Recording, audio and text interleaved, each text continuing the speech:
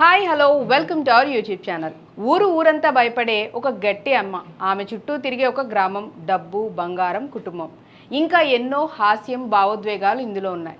ఈ సినిమా చూస్తే నవ్వులు పుట్టకుండా ఉండవు, కళ్ళు తడవకుండా కూడా ఉండవు. ఇంతకీ ఏంటా మూవీ అనుకుంటున్నారా? అదే రాధిక గారు నటించిన తాయి కిజివి మూవీ. ఈ మూవీ 2026లో రిలీజ్ అయింది. మరి ఫుల్ స్టోరీ ఒకసారి చూసేద్దామా? ఈ సినిమా మదురై గ్రామాల నేపథ్యంలో రూపుదిద్దుకుంది. రాధిక శరత్ కుమార్ గారు ప్రధాన పాత్రలో అదిరిపోయేలా నటించారు. ఈ సినిమాలో హాస్యం, కుటుంబ బంధాలు, స్త్రీ స్వాతంత్రం అన్నీ మిక్స్ అయ్యి ఒక మంచి మెసేజ్తో ముగుస్తుందని చెప్పాలి. అయితే ఈ అమ్మ బంగారం ఎక్కడ దాచింది, ఆమె కుమారులు ఏం చేస్తారు, గ్రామం ఎలా మారిపోతుంది, ఇప్పుడు పూర్తి డీటెయిల్స్ ఒకసారి చూద్దాం. మదురై జిల్లాలోని కడుపట్టి అనే చిన్న గ్రామంలో ఒక గట్టి మహిళ ఉంటుంది. ఆమె పేరు పౌనుతాయి. వయసు 70 పైచిలకు ఉంటాయి. ఆమె గ్రామంలో అందరికీ భయం, గౌరవం రెండూ కలిపి ఉంటాయి. పౌనుతాయి డబ్బు ఇచ్చి వడ్డీ తీసుకునే పని చేస్తుంది. ఎవరైనా సమయానికి వడ్డీ ఇవ్వకపోతే ఆమె నేరుగా వాళ్ళ ఇంటికి వెళ్ళి గట్టిగా మాట్లాడుతుంది. కొన్నిసార్లు బట్టలు తీసేస్తా అని బెదిరించి కూడా వడ్డీ వసూలు చేస్తుంది. గ్రామస్తులు ఆమెను చూస్తే లోకల్ డాన్ అని, సుంగడి సెలై కట్టి వచ్చిన సూపర్ మ్యాన్ అని పాటలు పాడుతూ ఉంటారు. పౌనుతాయి ఇంట్లో ఆమె కూతురు సురళి ఇంకా మనవడు ఉంటారు. సురళి తన భర్తకు విడాకులిచ్చి ఉంటుంది. పౌనుతాయి తన 3 కుమారులతో దూరంగా ఉంటుంది. ఆమె ఎప్పుడు చెప్పేది ఒకటే, నేను చనిపోయే వరకు మీకు ఏమీ ఇవ్వను, నా ఆస్తి అంతా నా పేరు మీదే ఉంటుంది అని. పౌనుతాయి ప్రతిరోజు దేవుళ్లకు ప్రార్థన చేసి గ్రామం చుట్టూ తిరిగి వడ్డీ వసూలు చేస్తుంది. ఆమె యముణ్ణి కూడా ఎగతాళి చేస్తుంది.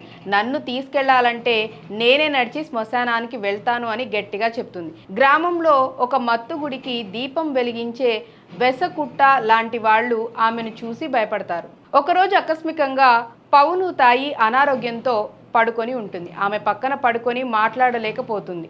గ్రామం అంతా సంతోషంతో ఉంటుంది. అమ్మ చనిపోతే మంచిది అని ప్రార్థనలు చేస్తారు. ఆమె 3 కుమారులు ఉప్పిలియన్, అలాగే విజయన్, సెల్వం వారి వారి పనుల నుంచి వచ్చేస్తారు. Uppiliyan Kamal Haasan fan, sound system అద్దెకు ఇస్తాడు. విజయన్ ఆటో డ్రైవర్, సెల్వం పూలు అమ్ముతాడు. వాళ్ళందరూ ఆస్తి కోసం వచ్చారు. ఇక సురళి భర్త కూడా డౌరీ కోసం వస్తాడు. అందరూ ఆమె ఆస్తిని పంచుకోవాలని ఆశపడతారు. కానీ ఒక బంగారు వ్యాపారి గోల్డ్ కుమార్ వచ్చి ఒక షాక్ ఇస్తాడు. పౌనితాయి చిట్ ఫండ్ డబ్బు పెట్టి 160 సవర్ల బంగారు ఆభరణాలు కొన్నట్లు చెప్తాడు. ఆ బంగారం ఎక్కడ దాచిందో ఎవరికి తెలియదు. ఇప్పుడు కథలో ట్విస్ట్ వస్తుంది. కుమారులు 3 కూడా బంగారం కోసం అమ్మను బతికించాలని నిర్ణయించుకుంటారు. వాళ్ళు గ్రామంలోని పెన్నీకి సహాయం తీసుకుంటారు. పెన్నీకి ఒక 40 ఏళ్ల అవివాహితుడు, కుటుంబంతో దగ్గరగా ఉంటాడు. వాళ్ళు అమ్మను బతికించడానికి వివిధ ప్రయత్నాలు చేస్తారు. డాక్టర్ను పిలిపిస్తారు, మందులు ఇస్తారు, కానీ ఆమె స్థితి మారదు. ఈ మధ్యలో ఎన్నో హాస్య సన్నివేశాలు వస్తాయి. ఉప్పిలియన్ కమల్ హాసన్ పాటలు పాడుతూ డాన్స్ చేస్తాడు. గ్రామంలోని మత్తుగుడికి వెళ్ళి ప్రార్థనలు చేస్తాడు. ఒక సన్నివేశంలో వెసకుట్ట కరుప్పన్ దేవుడికి పౌనితాయిని తీసుకెళ్ళు, నేను సాయి భక్తుణ్ణి అవుతానని ప్రార్థన కూడా చేస్తాడు. కుటుంబం అంతా ఒక్కటై అమ్మను చూసుకుంటుంది, కానీ నిజానికి బంగారం కోసమే ఇదంతా కూడా. మధ్యలో ఒక అంబులెన్స్ సన్నివేశం వస్తుంది. అక్కడ ఒక వృద్ధురాలు చనిపోవటం చూసి జీవితం ఎంత విలువైనదో అర్థమవుతుంది. సెల్వం లాంటి కుమారుడు భావోద్వేగాలకు లోనవుతాడు. నెమ్మదిగా కుటుంబం మనసు మారుతూ ఉంటుంది. బంగారం కోసం మాత్రమే కాకుండా అమ్మ పట్ల నిజమైన ప్రేమ కలుగుతుంది వారికి. పౌనుతాయి స్థితి మరింత దిగజారుతూ ఉంటుంది. కుమారులు అన్ని ప్రయత్నాలు చేస్తారు. చివరికి ఆమె కళ్ళు తెరిచి మాట్లాడుతుంది. ఆ సమయంలో ఆమె గ్రామంలోని మహిళలకు ఒక గొప్ప సలహా ఇస్తుంది. పురుషులను సృష్టి, రక్షణ, సహకారం కోసం ప్రార్థించాలి, కానీ సంపద, విద్య కోసం స్త్రీలను ప్రార్థించాలని చెప్తుంది.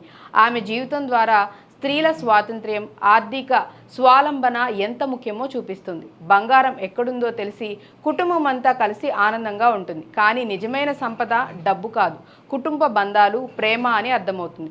సినిమా హ్యాపీ ఎండింగ్తో ముగుస్తుంది. గ్రామం అంతా పౌనుతాయి పట్ల గౌరవం పెంచుకుంటారు. ఈ కథ మనకి చెప్పేది ఒకటే, స్త్రీలు ఆర్థికంగా స్వాలంబన కలిగి ఉండాలి. కుటుంబం డబ్బు కోసం కాకుండా ప్రేమ కోసం ఉండాలి.